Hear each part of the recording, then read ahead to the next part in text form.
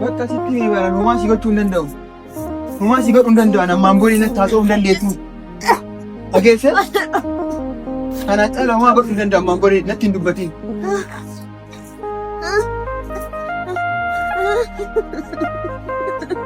Sanarraa isiniif gaafatanii dura Rizii maal taatee maaliif baddee viidiyoolee nuuf hojjedhu warra naan jettan karaa lakkoofsaa bilbila kiyya karaa waatsaappiidhaan maaliif baddee maaliif miidiyaa irratti mul'attu si argaa jirru warra naan jettan maatii kiyya dhugaa yoomiyyuu isinirraa galata guddoo na biraa qabdu. Galatoomaa ulfaadhaa isinin jechuun hin barbaada. Eeyyeen akkuma beekamu jiini kun ji'a ramadaanaati.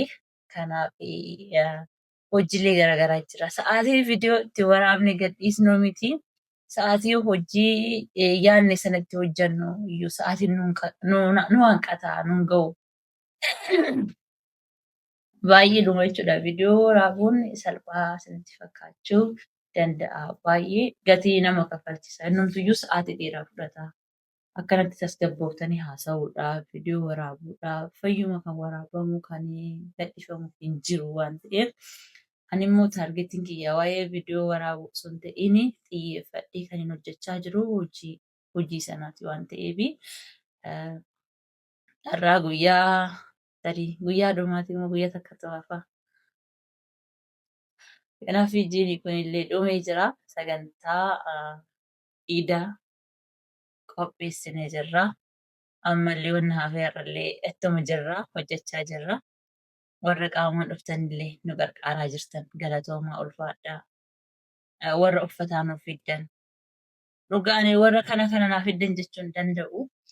Waanuma qabdan warra nuuf fiddan warra nu biraa dhaabbattan yaadaatiin maallaqaan waa hunduma aniyyuu warra kadhannaadhaan du'aayee warra nuuf gootu warra nu eebbistan hunduma keessaniif iyyuu galatoomaa ulfaadhaa jechuun nan barbaada.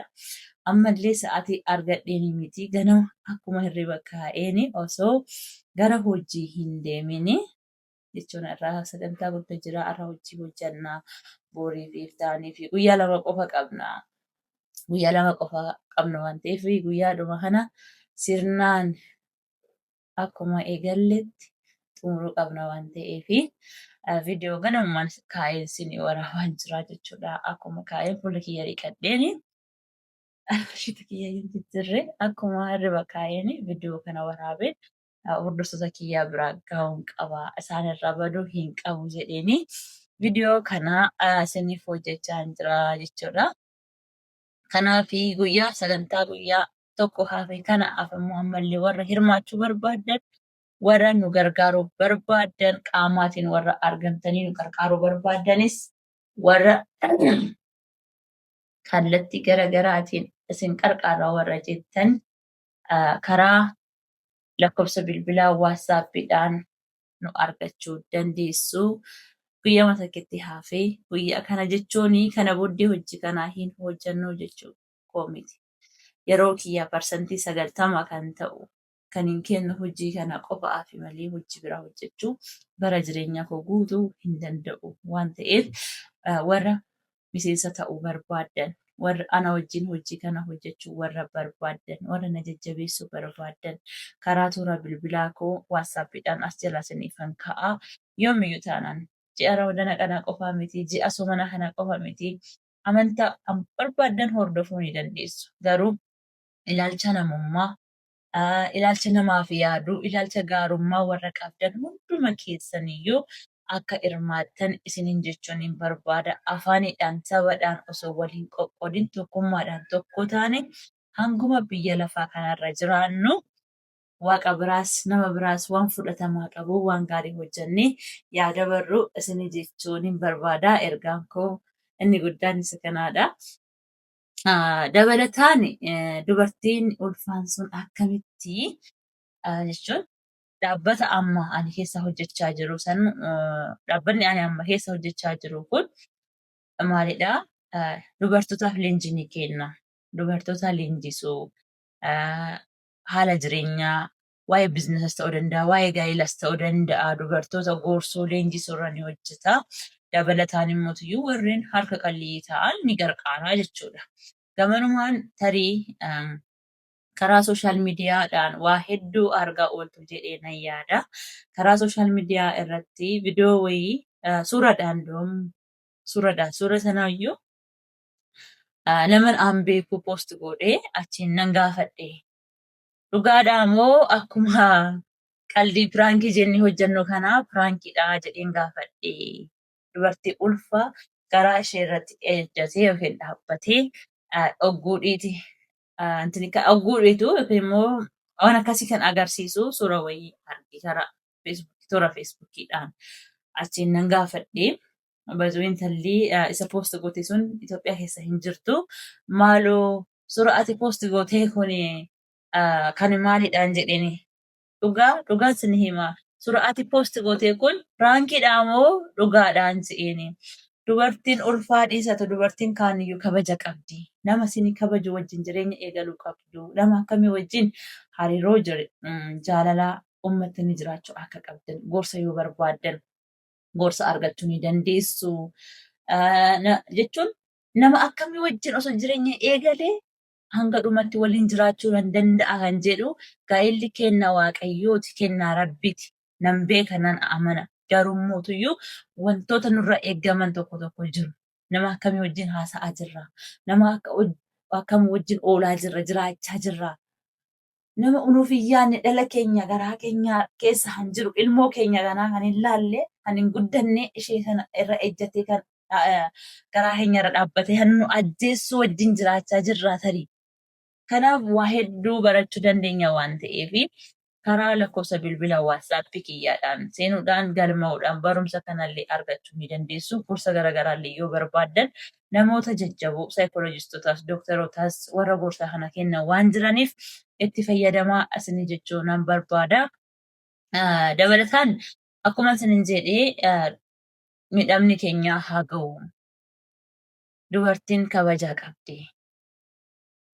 Baay'een keessanii afaan Oromiffaatiin dubbachaa jira. Isinii galaa jedhanii yaada. Hanga ta'e wayii afaan kiyya cabaqullee inuman dubbadha. Akkana hubattan abdiin qaba. Sirna gadaa keessatti dubartiin kabaja guddoo qabdi. Kabaja guddoo qabdi. Addunyaa kam keessattiyyuu ani hin beeku. Dimookiraasiin guddoon kan jiru gadaa keessattidha. Dubartiin immoo akka sirna gadaatti kabaja ulfina guddoo qabdi. Bakka guddoo qabdi. Osoo namni lama wallolee yookiin immoo gosti lama wallolee dubartiin gidduu dhaabbatteennaan haadha siinqeen gidduu dhaabbatteennaan lolli kun sun hin dhaabbata. Namni wal ajjeesse gumaa walirraa kaffalaa walirraa baasa miti. Yeroo sanayyuu haadhi siinqeen yookiin dubartiin gidduu isaanii yoo argamte lolli sun hin dhaabbata. Jaarraa kana keessatti bara keenya kana keessatti namni nu qaraasisus namni nu barsiisus tokkoyyuu waan hin jirreef. Kanaaf of beekuu qabna. Kabajaa ofii keenyaaf laachuu qabna. Of kabachiisuu qabna. Wanni akkana kun hafuu qaba. Dubartiin yoom kabajamti? Yoom kabajamnee jiraanna? Jaarraa 21ffaa jaarraa kana keessa jirra miti. Jenereeshinii jedhamanii garuu jaarraa kana keessatti jaarraa qaroomina. Jaarraa qaroomnee waa hundaa beeknee jenne kana keessatti dubartii ulfaa akkasitti dha'uu reebuun ajjeessuun baay'ee dhuma namatti dhagahamu. Kanaafi tokko yaa taanu wali haa gorfannu, gorsa walirraa yaa fudhannu. Kanaaf kabaja keenyallee yaa eegnu, mirga keenyallee yaa eegsisnu jechuun hin fedha. Viidiyoo akka firaankillee godhee kan isinii fide kanumaa fi yaada biraa hin qabu. Kanaaf naa jiraadhaa, ulfaadhaa, galatoomaa isinii jechuun barbaada. Odullee isinitti hin baay'isu. Chaanaalli kiyyaa ammoo hanga guyyaa natti tolutti viidiyoo waraabessin gadhiisutti sabskiraayib gochuu namoota hedduudhaaf sheer gochuu hin irraanfatinaa, hin dagatinaa. Qophiilee babbareedoo, qophii gaggaarii gara fuulduraa fidadhiin dhufaa. Kanaaf ammoo isinillee na bira ta'aa, na bira dhaabbadhaa, sabskiraayib gochuudhaan isinin jedha. Nagaa naaf ta'a. Baay'ee isin jaalladha. በጣም ነው የምወዳችሁ። ሰላም ሆኖልኝ እንግዲህ በመልካም በተለያዩ ዘውጎች የተለያዩ ነገሮችን ይዤ ወደ እናንተ በቅርቡ ስለምመጣ እስከዛ ድረስ ሰብስክራይብ በማድረግ ቤተሰብ ሆኑኝ። የሴት ልጅ ጥቃት እናወግዛለን። ሴት ልጅ ልትከበር የግድ ነው። ሴት ልጅ እንክብካቤን፣ ክብርን ትሻለችና ሴት ልጅ መጎዳት የለባትም። ግን ለጉዳታችን ምክንያት እኛንን ወይንስ ደግሞ የውጭ ተጽዕኖ ነው እኛን እየጎዳን ያለው የሚለው ጥያቄ መልስ ማግኘት አለበት። ለዚህ ምላሽ ከፈለጋችሁ በዋትሳፕ በማስቀመጥላችሁ ስልክ ደውሉ። የተለያየ አገልግሎቶች በሳይካትሪስቶች ወይም በዶክተሮች የሚሰጡ ምክሮችን ልታገኙ ትችላላችሁ ማለት እወዳለሁ። ሴት እህቶቼ ማንን ነው እያወራችሁ ያላችሁት? ከማን ጋር ነው ያላችሁት? ትክክለኛ የህይወት አጋራችሁንስ እንዴት ልታገኙ ትችላላችሁ የሚለውን አጠር ያለ ምክር ሊሰጣችሁ የሚችሉ ትላልቅ ሰዎች ስላሉ ይህን እድል ተጠቀሙ። በዋትሳፕ ነምበር አስቀምጥላችኋለሁ። ጻፉልኝ፣ እኔ አድርጋችኋለሁ። የሚሰጡትን ትምህርቶች እንድትወስዱ በአክብሮት እጋብዛችኋለሁ። በመቀጠል ረመዳን ጾም 2 ቀን ያቀረው ዛሬና ነገ ብቻ ነው ያለን።